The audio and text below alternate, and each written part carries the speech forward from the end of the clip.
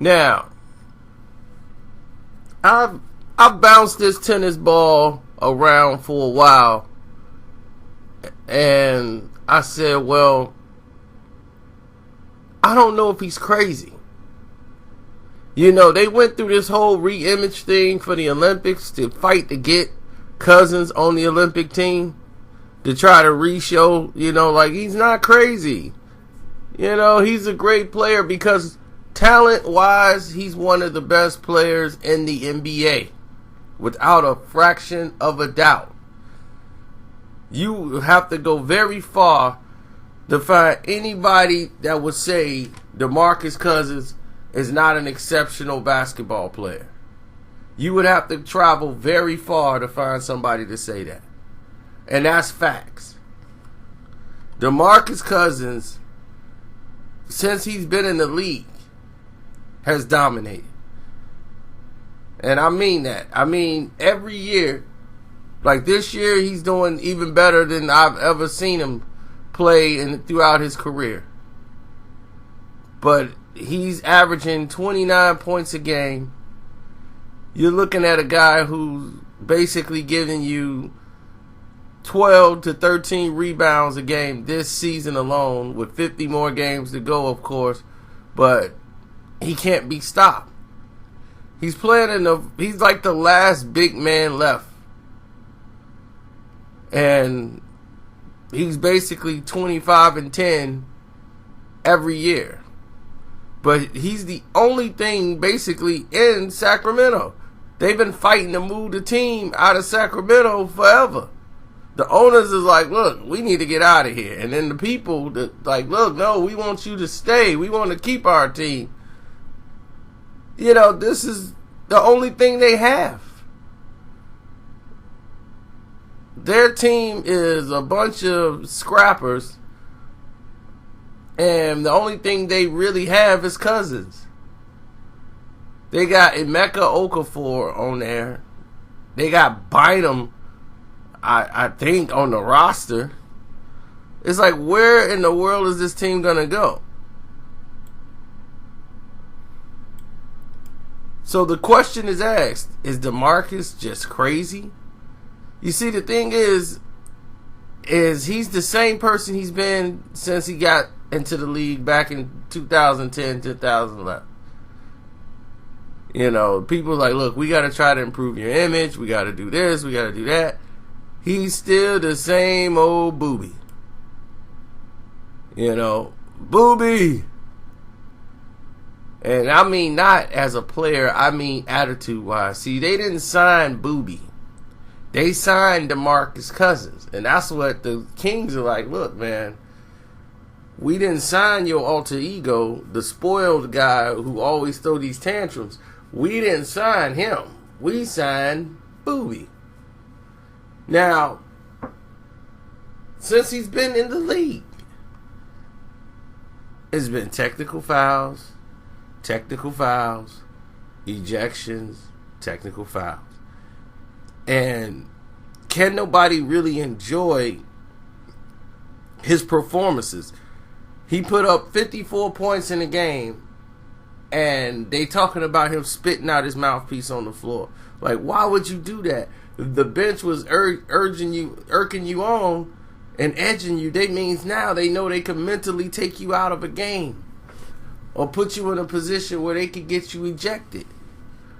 If this was the old days, you'd have been ejected in the first quarter. They sent guys off the bench with the goal of getting in your head. They'd have got you to swing, and both of y'all would have been thrown out. They got a guy who averages 2 points versus a guy who averages 30. He's out of the game. That was strategy back in the day, to see how stupid players used to be. They would go and get John Stark stirred up and get him thrown out of the game. But each year, as a player, his numbers haven't progressed. His rookie year, he was doing 17 points a game, but still a monster on the boards. He went up to 21 points a game. Then he went to like 25, 28. Now he's basically doing about 29, almost 30 points a game. Like, he's doing like crazy numbers. So if you looking at what he brings to the team, he definitely is a threat. But his problem is he don't really want to be with the Kings no more. He really want to go somewhere else. But they stuck with each other. He can't get a trade, so he's just acting out like a child. But in the olden days, players like this weren't in the league long. See, people thought Dennis Rodman was crazy. Dennis wasn't crazy. Dennis was crazy like a fox. He was selling himself. See, Cousins isn't doing that. Rodman was dyeing his hair. He was doing all this other stuff because he had a lot of stuff going on in his life. But Dennis was using that as a marketing tool to build himself. And the NBA was basically trying to shut Dennis Rodman down every year. But as you look at Dennis Rodman, he went where? Into the Hall of Fame. Because there was no one really like him in the game anymore. So now you're looking in a situation where with Cousins, I'll tell you a great story that'll sum this whole thing up. Terry Cummins.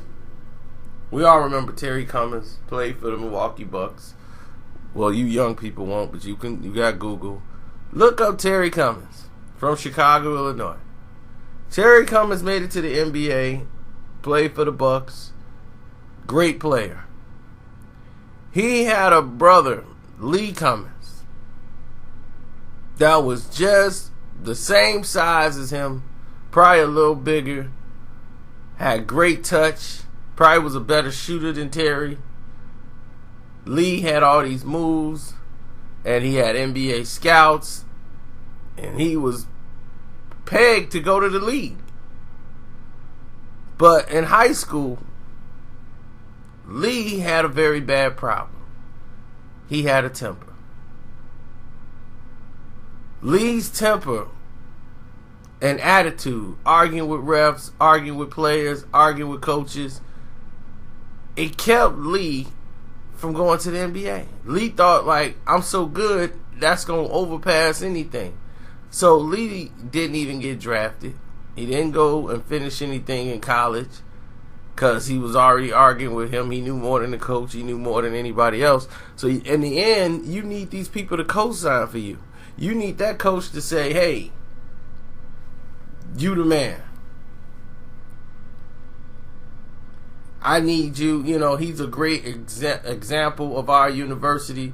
This guy is what we look forward to in our university. He's going to do great for your school, or you're going to need these guys to give you a recommendation.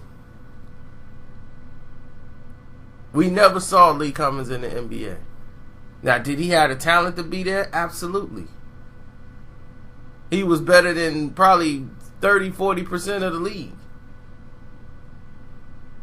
But it's those relationship skills that kept him where he was. It's not like today's league, where they try to pacify it and say, well, we'll just put a Band-Aid on it and then hopefully it'll get better. No, it's not getting better. It's staying the same. So now you're in a situation where you got to deal with personalities. Some you might not even want to deal with.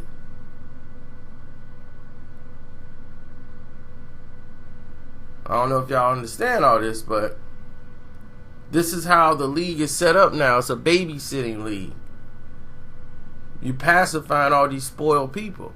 Well, back in the day, they wouldn't even got in the league. They kind of monitored and kicked people like that out early. So they didn't have too many babies running around. They didn't have time to deal with your behavior. I had a cousin, set all kind of high school records as a quarterback. But he chose to, in school, not on the field, in the classrooms be disrespectful to the teachers, be disrespectful to the hallmates, coaches, and they set school records that had never been done for a school that small. They got to the big stage. And now, since they were on the big stage, they got a lot of attention, a lot of newspapers, a lot of people interested in coming to play there because they had a winning program. It's time for people to go to college. Teachers wasn't writing letters of recommendation for him, and he was a star quarterback. He's one of the main reasons they was winning.